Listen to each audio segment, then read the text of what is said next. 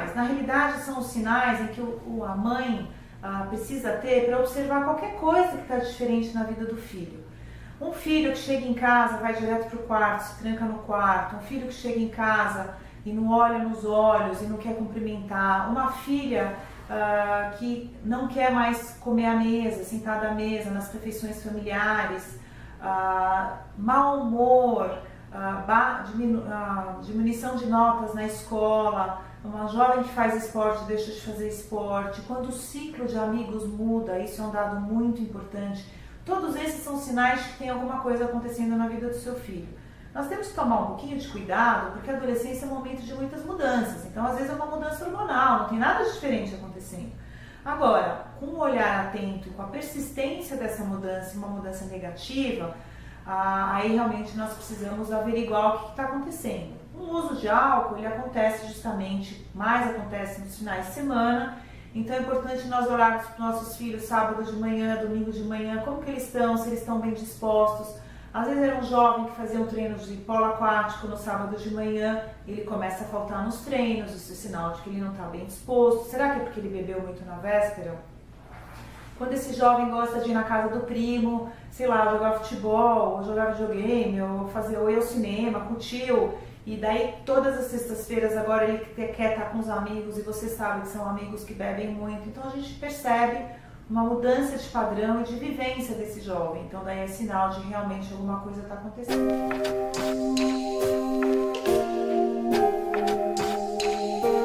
Bom, a negação ela faz parte do processo, eu respondo como profissional e como mãe, como nós mães temos dificuldade de ver que realmente tem às vezes alguma situação grave na vida dos nossos filhos, porque dói, isso incomoda, isso assusta, dá medo, a gente não sabe o caminho, até mesmo porque a maternidade não tem manual, né? Então, a negação como é parte do processo. Primeiro, esse é o primeiro passo, a gente entender isso. Depois, a ideia é realmente de busca de ajuda. Agora, muitas vezes as mães acham que é uma coisa complicada, já pensam em clínicas de internação, em situações drásticas, quando na realidade não é isso que deve acontecer. A pessoa pode justamente procurar uma consulta com um psicólogo, né? Precisa ser um psicólogo da área de álcool.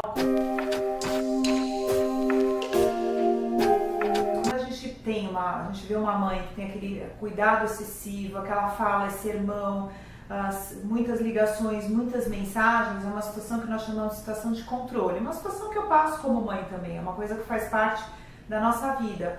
Mas isso piora muito o relacionamento, é uma coisa que a gente tem que rever.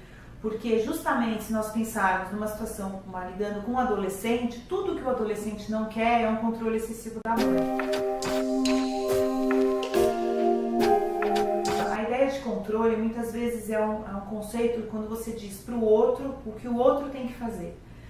Você fica tentando controlar o outro. E isso é uma coisa que se nós formos pensar, nós não temos controle sobre ninguém. Se uma criança deita no chão e quer chorar por 2 horas, ela vai deitar no chão e chorar por 2 horas. Não há o que faça ela parar. Agora, quando nós pensamos numa situação de limite, é quando nós falamos qual é o nosso limite. A gente não pensa no outro. Eu vou exemplificar isso de uma maneira simples. O controle existe quando uma mãe liga para o filho 10 vezes por dia, quando ela está lá no trabalho, preocupada com o filho que não estuda, e liga para o filho desligar o videogame e falar para que ele tem que estudar. Isso é o controle, atrapalha o relacionamento, o filho não vai desligar o videogame, que a gente sabe que isso não vai acontecer, ele vai continuar tirando notas ruins e o problema vai realmente piorar. Quando essa mãe orientada, ela resolve impor um limite, ela fala para o filho o seguinte: filho, se você vai estudar ou não, é uma escolha sua. Mas eu te digo, nosso combinado vai ser o mínimo de nota tal. A família vai combinar qual é a nota que ele deve tirar na escola. E o nosso combinado é esse: se você não tirar essa nota, você vai ficar um tempo sem o videogame. Quanto tempo? A família vai decidir também quanto tempo, não tem regra. Só o que nós pedimos é que não seja um tempo excessivo, seja uma coisa de 15 dias ou não joga no fim de semana, alguma coisa flexível. Mas esse limite precisa ser imposto e colocado e combinado com o filho. Quando a mãe faz isso, se o filho não tirar aquela nota, ele fica sem o videogame, ela está dando autonomia e liberdade para o filho fazer a escolha dele. E isso sempre precisa ser feito com bastante negociação, combinado, harmonia. Ninguém precisa estar de cara feia, combinado é combinado. E essa situação é uma situação que realmente funciona.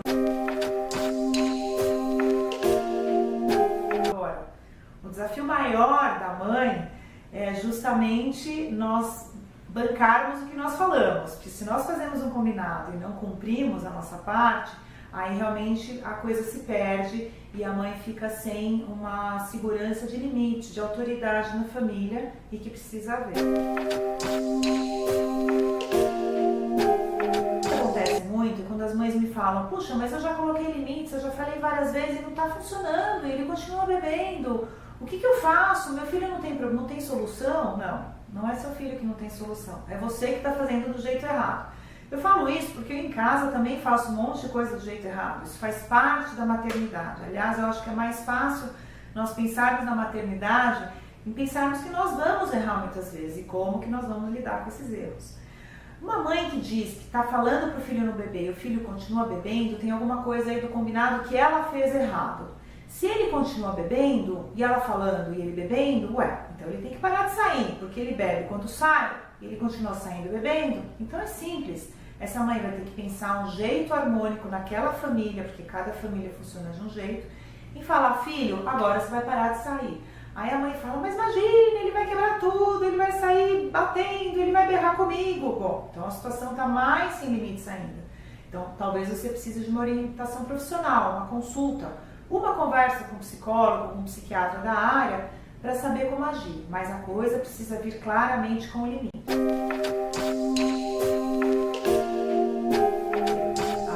Lógico que o nosso papel, eu acho que até fisiológico da natureza, é justamente cuidar da prole, cuidar dos filhos e esquecermos de nós. Mas isso na realidade vai piorar a situação, porque a gente acaba caindo numa tendência de tentar controlar uma situação, às vezes de uma maneira inadequada, e o exemplo que nós estamos dando para os nossos filhos é um exemplo ruim. É como uma coisa que eu costumo falar muito quando caem as máscaras, quando estamos no avião, caem as máscaras, qual é a orientação? Primeiro coloque a máscara em você, mãe, e depois no seu filho. Então justamente nós temos que não esquecer do nosso equilíbrio, da nossa informação, de uma orientação de um profissional para nos ajudar, e daí sim cuidar dos nossos filhos, com mais segurança, com mais serenidade, o que nem sempre é fácil, porque muitas vezes a gente está atordoada no dia a dia, mas esse é o ideal. Sim, são sinais de que a mãe precisa de ajuda, mas é importante a gente pensar também que se for num grau pequeno, é sinal de que essa mãe está viva e que tudo faz parte da vida. Todos esses sentimentos fazem parte, porque sempre nós ficamos nos perguntando se somos boas mães. No nosso mundo, na mídia, a sociedade, sempre somos cobradas a sermos mães perfeitas e tudo mais.